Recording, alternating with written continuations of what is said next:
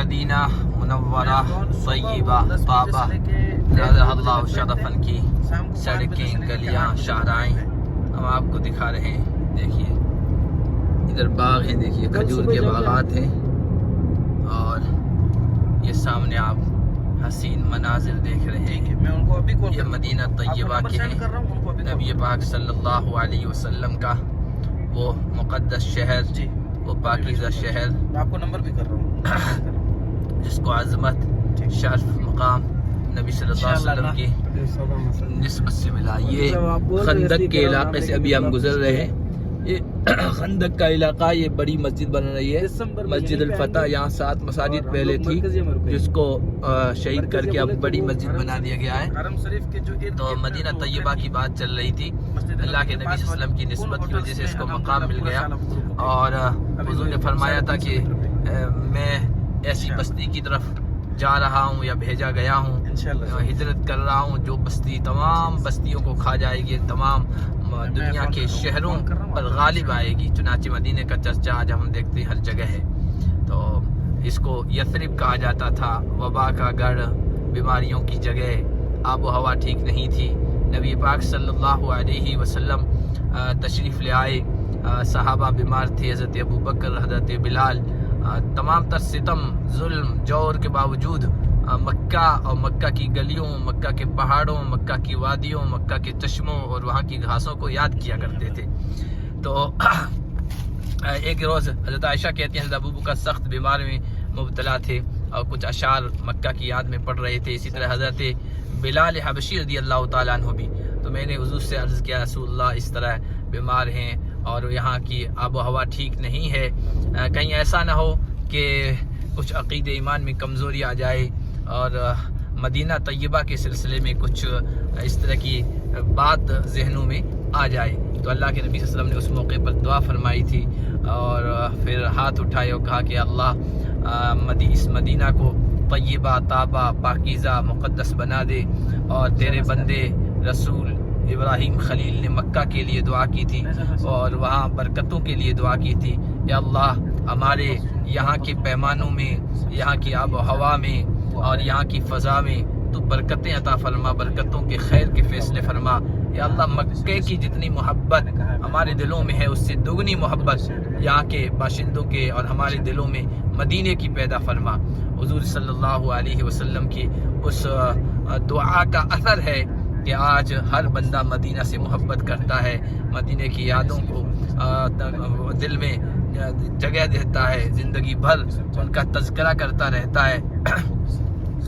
چنانچہ اللہ کے نبی صلی اللہ علیہ وسلم کی دعا میں سے یہ بھی تھا کہ یہاں کی وبا کو، یہاں کے بخار کو، یہاں کی بیماری کو انقلھا الی الجحفہ، جحفہ جو میقات ہے اہل شام کی اور مکہ سے مدینہ آتے ہوئے بیچ میں وہ پڑتی بھی ہے، تو وہاں کی طرف منتقل فرما دے۔ اس وقت وہ یہودیوں کی بستی تھی۔ چنانچہ اس کے بعد یہاں کی فضا جو ہے نا پاکیزہ بن گئی، یہاں کی خاک خاک شفا بن گئی، اور لوگوں کے، عاشقوں کے، جانثاروں کے، محبت کرنے والوں کے دلوں کا مرکز مدینہ طیبہ بن گیا۔ تو ہم یہ جو مناظر آپ کو دکھا رہے ہیں یہ اسی پاکیزہ شہر کے ہیں جسے نبی پاک صلی اللہ علیہ وسلم کو جو بہت محبوب تھا۔ یہاں کی خاک محبوب تھی، یہاں کے درخت محبوب تھے، یہاں کی آبادیاں محبوب تھی، یہاں کے پہاڑ محبوب تھے، اور اس محبوب کے تعلق سے یہاں کی ایک ایک چیز ہمیں بھی محبوب جو ہے ہمارے دلوں میں بھی محبوب اور پسندیدہ بن گئی ہے۔ تو یہ ابھی ہم جا رہے ہیں کچھ مقامات دیکھنے کے لیے، سوچا کہ مدینہ طیبہ کے بارے میں یہاں کی شاہراہیں، یہاں کی گلیاں، یہاں کی آبادیاں دکھاتے ہوئے چلیں اور کچھ ضروری معلومات بھی آپ کو بتاتے ہوئے چلیں۔ مدینہ طیبہ کے بارے میں نبی پاک صلی اللہ علیہ وسلم نے یہ بھی ارشاد فرمایا کہ آخری زمانے میں قرب قیامت میں اہل ایمان کا مرکز یہ ہوگا۔ اہل ایمان پوری دنیا سے کھچ کھچ کر مدینہ طیبہ اس طرح آئیں گے جس طرح سانپ اپنے بلک میں پناہ لیتا ہے۔ دجال کے شر سے مدینہ شریف محفوظ رہے گا۔ مدینہ طیبہ کی حدود کے باہر دجال آئے گا اور وہیں کھڑا رہے گا، فرشتے متعین ہوں گے، اس کو اندر داخل نہیں ہونے دیں گے۔ اور نبی پاک صلی اللہ علیہ وسلم نے یہاں مرنے والے کی شفاعت کی گارنٹی لی ہے، سفارش کی گارنٹی لی ہے۔ بے شمار مدینہ شریف کے فضائل ہیں، مناقب ہیں، خوبیاں ہیں، تو ہم اسی مقدس شہر، اسی دلوں کے مرکز اور ثقل مدینہ طیبہ کی یہ گلیاں، یہ سڑکیں ہم آپ کو دکھا رہے ہیں۔ آپ بھی دیکھیے، تمنا کیجئے، آرزوئیں رکھیے اللہ کے سامنے، اللہ ہمیں اپنے محبوب کے یہ دیار، یہ علاقے، یہ گلیاں، یہ سڑکیں جہاں کیا ایک ایک ذرہ نبی پاک صلی اللہ علیہ وسلم کے قدم بوسی کیے ہوئے ہے، اور آپ کے ساتھ پیش آنے والے واقعات کا آئینی شاہد ہے، گواہ ہے۔ یہ ابھی کس طرف جا رہے ہیں راشد بھائی؟ مسجد جمعہ کی طرف ہم جا رہے ہیں۔